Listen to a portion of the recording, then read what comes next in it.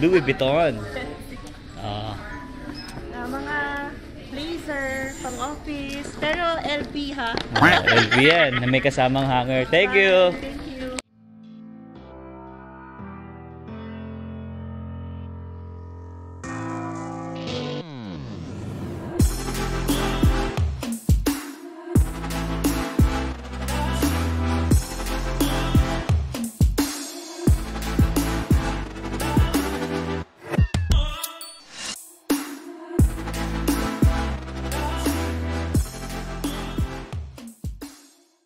What is up guys? Ayan o. Tapos na ang school ni Emma. Kaya isi-celebrate namin guys ang pagtatapos ng kanyang school. Ang importante doon guys, wala na kaming iisiping tuition fee. Tapos na ang bayarin. Yeah. Maghahanap na tayo ng trabaho sa susunod. Pero ngayon, kumain muna tayo sa labas. Enjoy muna namin ngayon guys. Pero naisip namin ni Emma, Bubble Mania guys. Kasi favorite namin yung ano yung manok. Lalo na yung ano, garlic parmesan, tsaka salted egg. Okay. Yes. Pero for the meantime, mamamasyal muna kami. Syempre alam nyo na kung saan, no? Wala namang ibang pupuntahan. Goodwill muna kami. Silip-silip lang. Ano muna kami? Magpapagutom muna kami bago kami pumunta doon. Kasi hanggang 11 naman yun, di ba baby? No? 11? Yeah. Hanggang 11 naman guys yung ano, Bubble Mania. Yan. So mahilig kami guys sa ano, sa Bubble Mania ni Emma. Kasi ang sarap talaga. Talagang wow sa sarap ng mga chicken na mga, alam niyo na. Kasi sa Pilipinas guys, di ba nga, meron kaming duck wings. Yun lang din yung kinakain namin garlic parmesan tsaka salted egg lang talaga. Although marami talagang mas masarap pa na flavor, pero doon na kami nakasanay, doon na kami nasanay sa lasa nun. Kaya kahit ulit kami doon. Okay. Gusto ko kasing gutumin yung sarili ko para mamaya lalamon talaga tayo. Celebrate. Parang ikaw yung magsa-celebrate, hindi ako. Hindi, dalawa tayo syempre. Oo. Ayan. So, yun nga guys, no. Ikot muna kami. Kasi maaga pa. 6:57 pa lang. Maliwanag. Sobrang liwanag pati niyo. 7 na ng gabi. Diba? Siyempre, spring na yun. Oo. Ang lubog pa niyan guys. Mga 9 something pa. Check ka natin. 9 pa yan. Hindi, 8:39. Ha? Bakit minsan pag 9 madilim, maliwanag pa? Baka yung ano lang niya, siguro yun. sinag na lang, pero lubog. Pero nakalubog na yung araw. Ayan. So, yun guys, so kwento ko na lang din sa inyo yung experience ko ngayon. Kasi nakisang linggo na rin tayo sa trabaho natin. Wow! Ang bilis no? Oo nga sobrang... So double celebration tayo na natapos ako and then siya nakasurvive siya ng 1 week. Actually guys, kung napanood niyo yung vlog namin, na-vlog ko yung ika-pangalawang araw ko, malamang napanood niyo na yon. Ano talaga guys, medyo malaking adjustment para sa akin talaga. Challenging? Oo. Kasi ibang-iba talaga yung construction dito or yung structural dito guys sa Canada. At di katulad sa atin. Tsaka kasi ako that time sa Pilipinas, siyempre graduate tayo 2003 pa, no? Bihira pa yung mga steel. Pero napag-aralan namin yung steel, pero hindi siya ganun ka talaga sa Pilipinas dati. More on concrete tayo doon. So pagdating dito, iba. Sobrang talagang malaki yung pagkakaiba niya, no? Lalong-lalo na sa sa wood. Kasi dito guys, syempre yung lamig, kino-consider yun. Yung snow, kino-consider din yun. So iba yung, alam niyo na, iba yung pag-build ng bahay dito, no? Kaya talagang nawindang talaga ako guys. Pero syempre, training mode pa lang din naman tayo. Hindi naman talaga ako pa binigyan ng project. Binigyan ako ng project pero yun, parang dinemo lang sa akin. Kumbaga, sinave ko lang siya sa file ko, sa local files ko, hindi sa cloud, no? Parang sabi nga sa akin ng boss ko, yan, practicein mo muna yan. Oo, practicein mo yung mga sections, ganyan. Yung mga may standard kasi sila guys dito sa company na. Syempre iba-iba yan iba-ibang standard ng bawat company, no? May sinusunod kami. Kaya sobrang talaga, nakakalula pa sa ngayon. Ayan. Pero anyway, yun nga, kausap ko rin naman yung mga kasama ko. Talagang talaga, Normal lang yun na sa umpisa may hirapan ka. Although sila naka 1 year na nga sila, ano. Yeah, shoutout sa iyo May at saka Carl. Ayan, kasabay ko sila kanina kasi umuwi. Nagkukwento sila sa akin, yun nga, halos 1 year daw, pero ngayon parang hindi pa rin nila talaga ganun kagamay yung pagdating sa structural. Isipin niyo, mga architect yun, ha? Kaya yun. Anyway, so pasyal muna tayo at yung boses ko medyo na iba. Kasi guys, totoo lang, sinisipon ako, siguro gawa ng commute ko. Kasi malamig na itong nakaraang week talaga. Hindi siya sanay sa commute. Hindi naman, siguro yung syempre malamig nga. Naglalakad tayo. Ayan. So yun. Enjoy lang. Kaya yan, kakayanin ko yan. Dapat. Oo naman. Baka magulat na lang sila ang next upload natin.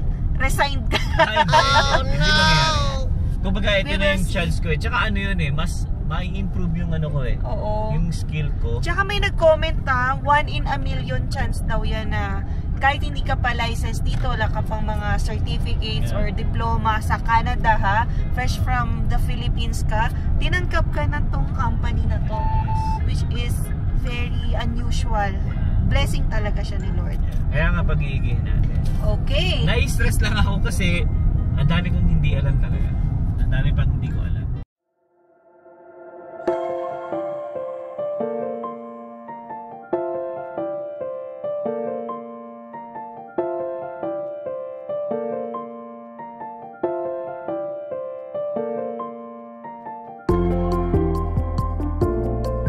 A few inches later. Ayan guys, so ikot-ikot lang muna kami dito sa Goodwill. Ayan. Favorite spot. Wala yun. Ano kami guys, nalilibang lang kami kahit paikot-ikot lang kami dyan. Kasi minsan matsempohan mo magandang item din. So, di ba?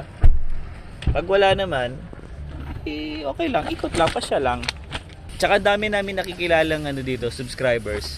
Sabi nila, dahil din sa amin, kaya sila pumupunta dito sa Goodwill.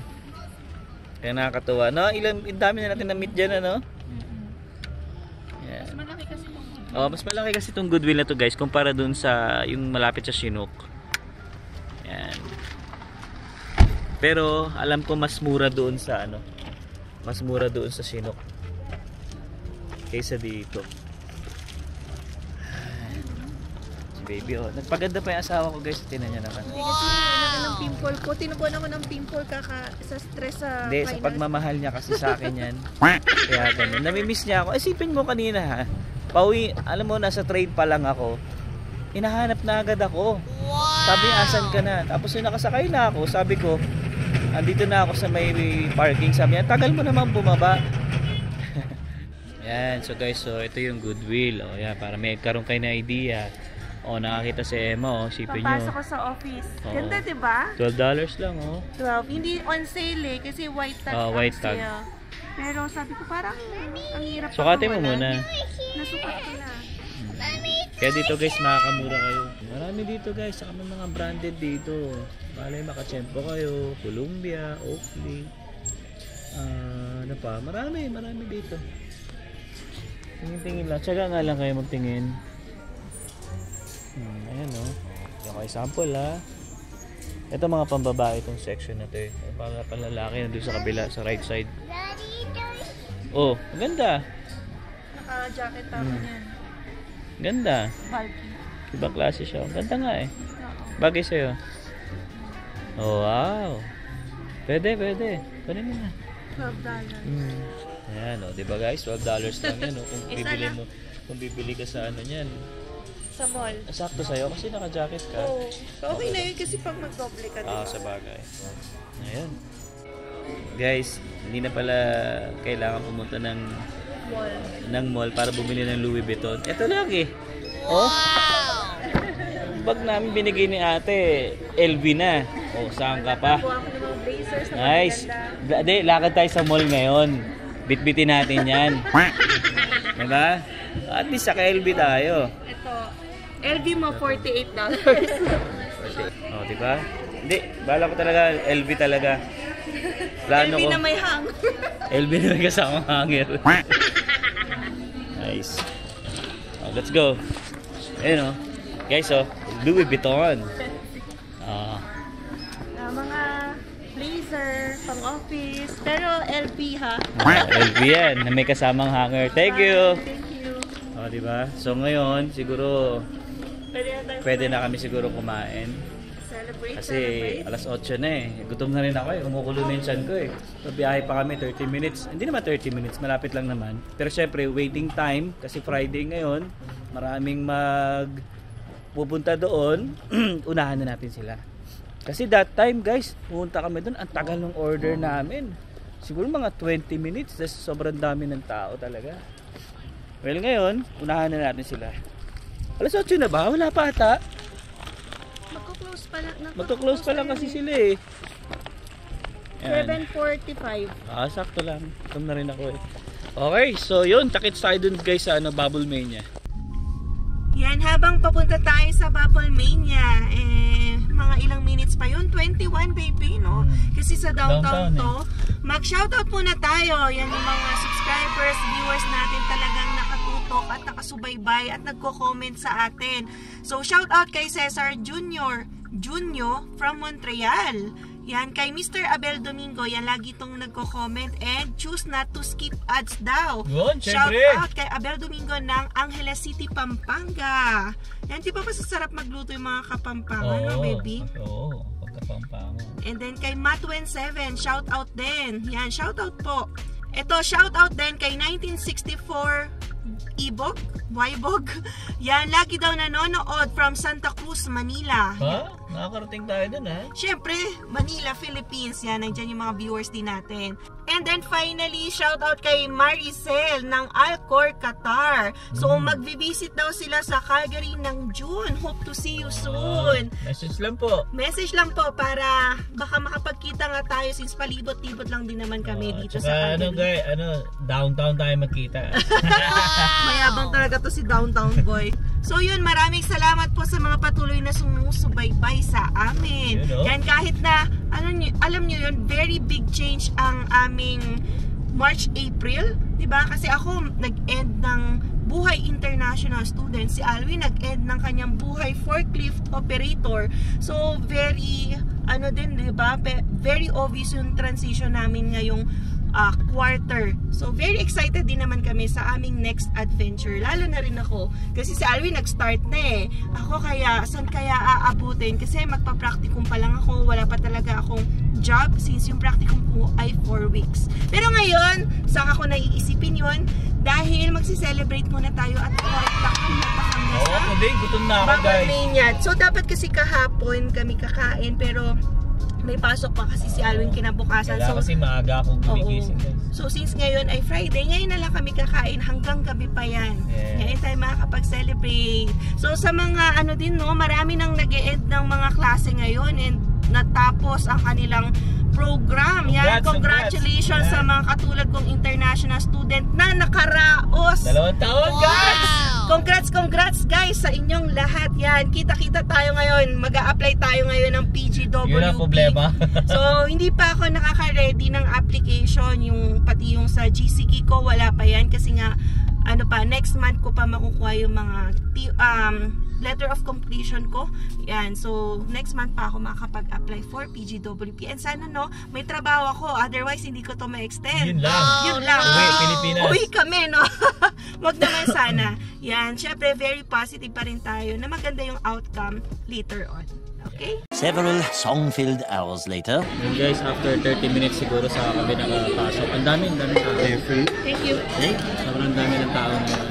Upo pa lang namin order na agad kami kasi alam na namin. So, sobrang dami ng tao. Baka abunan na yung order namin. Ayan. So, anyway, kumusta ang tapos na sa klase? Okay naman, finally tapos na. So, nagdadatingan na yung mga grades namin. Kasi, chine-check na ng professor yung mga ginawa naming projects.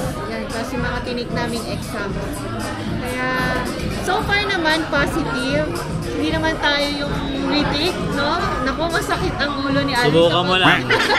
Another bayaran ng tuition, no? Tapos madedelay ka pa, tapos Di ba pag bumagsak, wala na? O... Hindi na. Pag bumagsak, extend ka ng student visa para matapos mo. Ayun lang, yun lang pangit. Pero hopefully naman hindi. Antayin na muna natin ang ating order. Kaya nandito na rin si Sayon eh. Yun guys, hindi kami masyadong makapag-vlog ngayon kasi makaka-copyright tayo. No? Tayo makulit oh. Ayan yung order namin oh. Pero wala pa yung kanin. Dalawa na yan guys, dalawang order. Gutom na eh. Wala pa yung rice natin. Wait natin yung rice.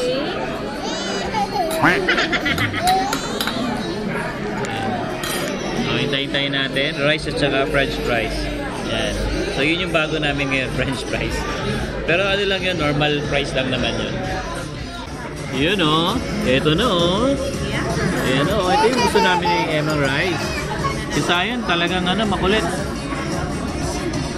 Dahil na eat. Wow, yummy.